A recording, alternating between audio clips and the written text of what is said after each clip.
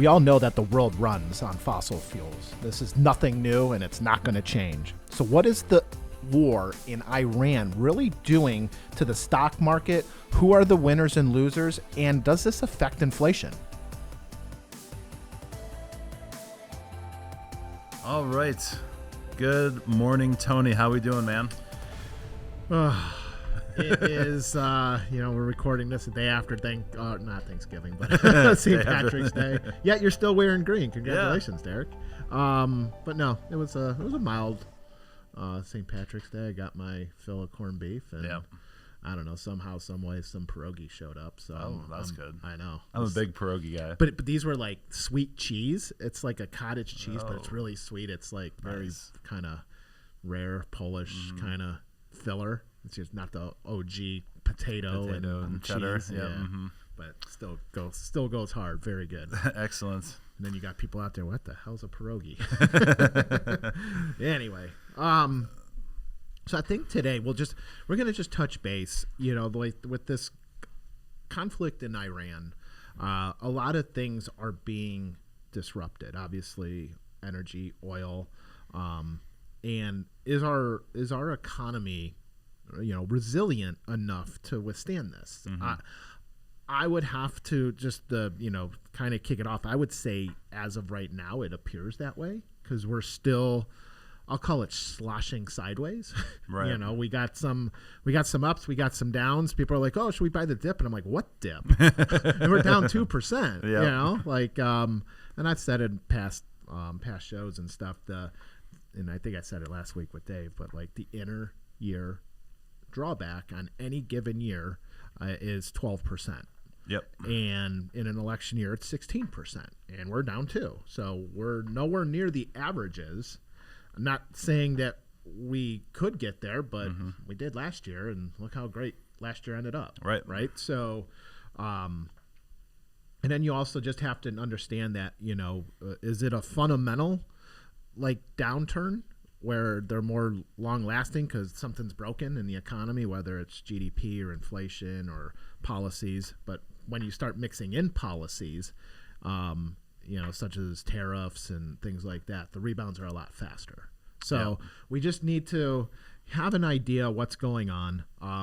I do believe we got some short-term glitches because, uncertainty creates volatility. Right. And with the Department of Homeland Security being closed and being not funded as part of the the partial government shutdown, and then oil is these are two big things. The world runs on fossil fuels, and that's not going to change in any time in the near future. Mm-hmm. It is going to be a huge slow unwind to do something like that. But what are your thoughts, Steve? Yeah, I think you nailed it on the head there, where when we're looking at the market's reaction to all of this conflict over there in the Middle East, there is always going to be a negative like a knee-jerk reaction, right? It's going to be a response to uncertainty, and that's kind of what we're seeing right now. I think long term there'll be I think throughout the course of the year, we'll have some winners and some losers that we can talk about. But yeah, I think it's important to, not to always not, just react to things in a knee-jerk way, right? We want to take a look at this from a 10,000-foot view and kind of figure out exactly what's going to happen in the market, and what we should do to adjust our portfolios and our plan. Right. I mean, just observation, and maybe I might be wrong here, but I mean, what was gas a month ago? Under $3, maybe? Mm-hmm. Like just call it 3 plus or minus 10 cents. Yep. And now it's what, $3.50? Mm-hmm. I mean, gas really hasn't spiked too much. It's not over 4. That's when I think people start really realizing or hurting, because we all got to fill up our tanks normally. Most of us drive, right? Right. But if you really think about it, I don't feel like it's a short-term market glitch because of uncertainty, but we are not as energy dependent on, external, right. International oil, because when President Trump came in, it was drill baby drill, Right. That he started that initiative immediately. And then you kind of look at it, if you kind of step back, was it strategic or is it strategic? You'd have to think it is, because but man, I'm gonna promote the drill baby drill. A year later, I'm gonna we're gonna go in and quote unquote help Venezuela, and they got a bunch of oil, right? And then we're gonna go and then we're gonna something happens in Iran, right? And oh man, they happen to be a huge oil supplier too, and we're not as disrupted because of any of that, which is fascinating to me. It really is. You would think that it would be a lot worse, at least from history. You would say hey, conflict goes off and things are really super volatile. It really hasn't been, I think if you look on historical measures. But the areas that are doing well, obviously, are defense and aerospace, right? We got to start making and creating war machines, and ammunition. And I read some, get lost in that Twitter rabbit hole where somebody was like, well, man, I don't know, President Trump is saying, oh yeah, this conflict will be over sooner than later, right? I don't know, no timeline, but he's not expecting. I think he's said it ended at least 2 or 3 times already. Did he give a date or no? I mean, he's just said it hey, this should be over. Yeah, seeming to claim victory, but then things obviously just keep moving along. Right. But I saw something on X, and they're like, well, we've given so much to Ukraine, what do we really have? Did we really upped it? And I know that President Trump, what did he? I think it was a week or two ago. He requested a $1.5 trillion budget for the Defense Department next year. Holy cow! That's a lot of zeros. That's a lot of money, dude. No, again, I don't think anyone can really fathom the amount $1 trillion is. It is it's a huge amount of money. Right. I can't even really describe it. Right. No one can ever fathom it. And from the fact that we're 40 trillion, that's another discussion. But obviously, and then energy stocks, I think a lot of the energy producers with, the green light to go into Venezuela and start building refineries. I think we're building our first refinery in 20 years or something down in Texas, $300 billion of money being allocated for that. So obviously, we are still fossil fuel energy dependent. But it is the fuel. The lower energy is for us, the more we can create margins. The businesses can make money. They can transport things, make things, all of that stuff.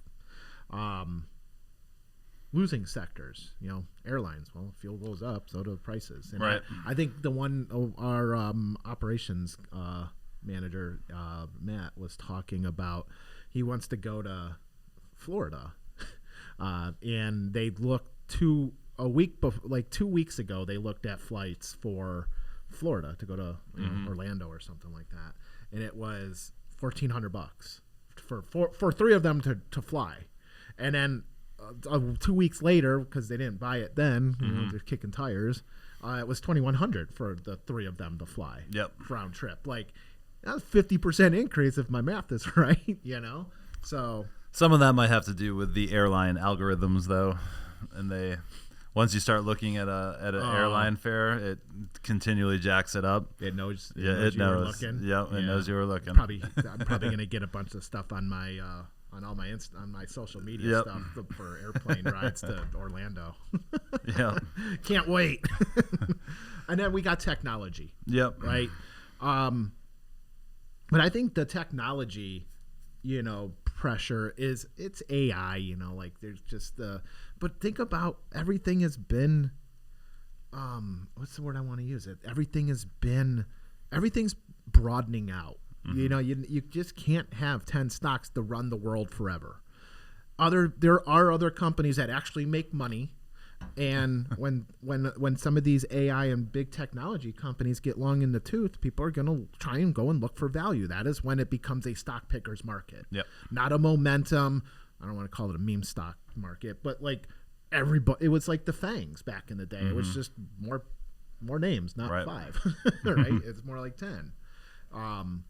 So again, I just really feel that, a lot of these technology companies with the fear of AI and, they need energy to produce their stuff, the semiconductors, the materials and shortages, and just we need that, whether it's even energy, but just raw materials. Right. So what are your thoughts, Dave?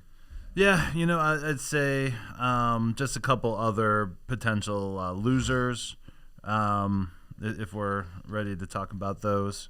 I think the supply chain, right, is potentially affected with, all the trouble in the Straits of Hormuz. Right, that seems to be the bottleneck on all the oil and causing the spike in the oil there. Could also disrupt, shipping lanes and the supply chain issues. I saw a little bit of this on Twitter as well. Fertilizer prices seem to be skyrocketing pretty significantly, so that's something that we're going to take a look at. And I think the last thing that I'll mention, just since we're kind of broadly talking about this here at the end, is probably really having to do with interest rates, right? So we've been in a 4-year plus battle now with interest rates.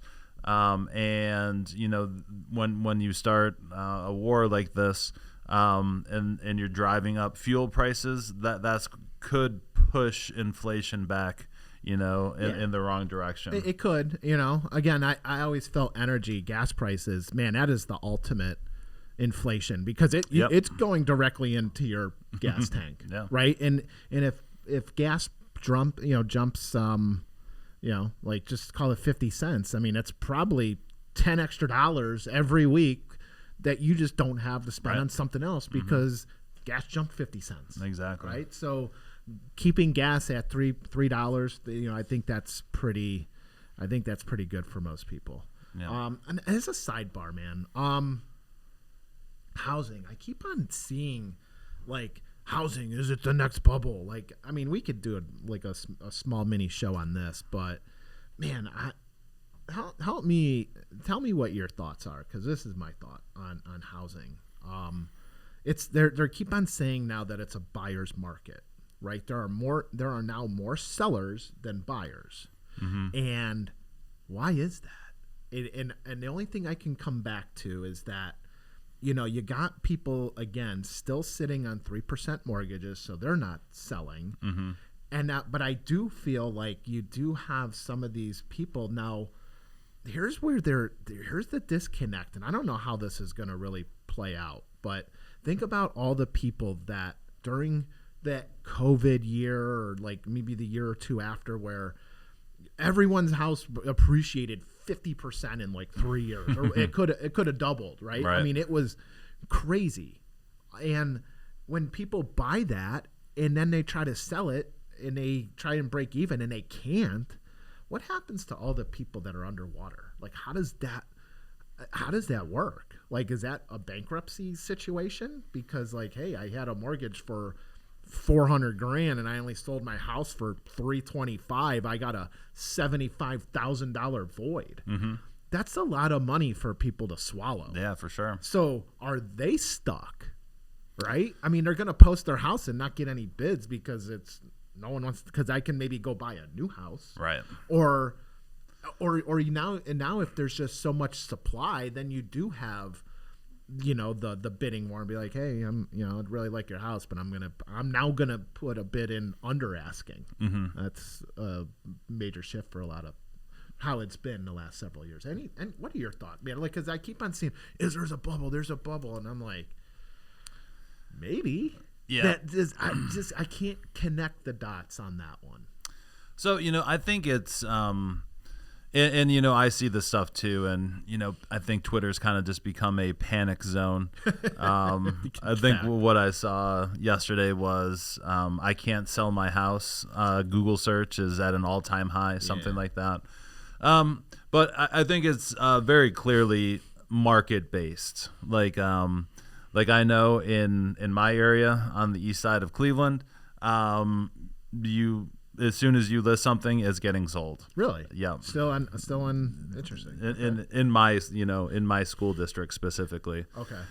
So, I think it's like the investment property markets that are really kind of at the forefront of the downside, because people are just paying whatever multiple they needed to get into these properties, and when they want to get out, since they paid such a premium, and the buyer pool isn't there, probably affected by interest rates too. Interest rates haven't really come down. I saw yesterday interest rates are 30-year mortgage interest rates are creeping back up again. Really? Right around the 7% mark. So yeah, it's a difficult. It's so expensive, right? When houses are at all-time highs and crazy multiples, and you have to take out a 7% mortgage to get that new place. It's just kind of buyer's fatigue at this point. So yeah, I think